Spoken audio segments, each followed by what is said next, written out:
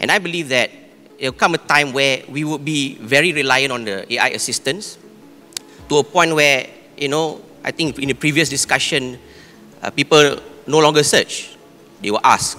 It will come at the expense of traffic one day. And that is something which I think everybody will need to, the industry as a whole needs to address.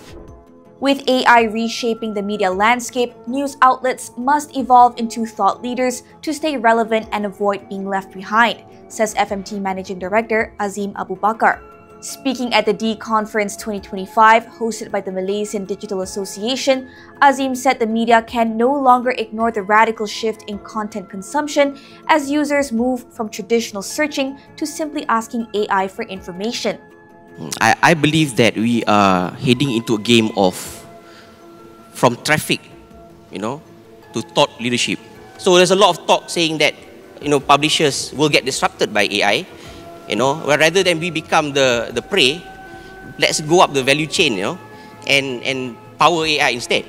Azim said AI platforms such as ChatGPT are increasingly dependent on original reporting, much of which comes from publishers.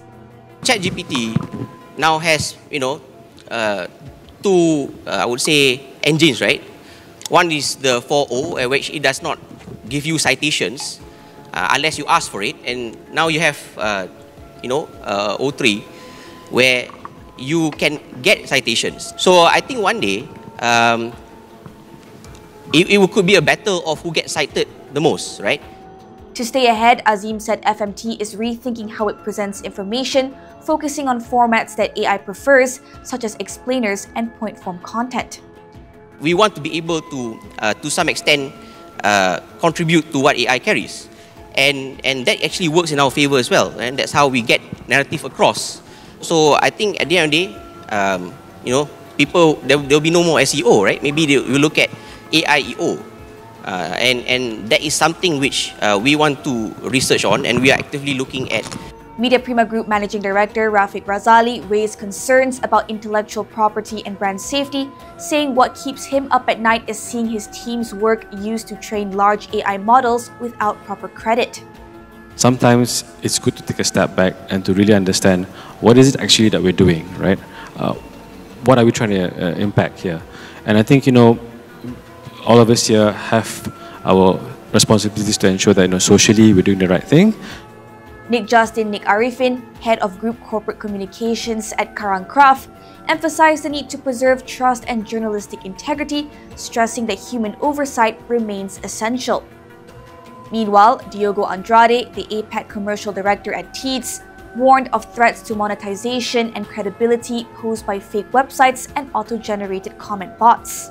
With the rise of Gen AI and content that doesn't come from a journalistic background, you see more and more the term, we were talking about this before, the term of premium media being diluted, and therefore everything is just media, and there seems to be no relevance or importance of having a journalist writing a content piece or value in it, and I think that's dangerous.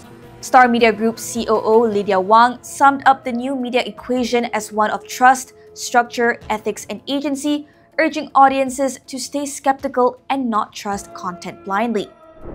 Natasha Bust, FMT.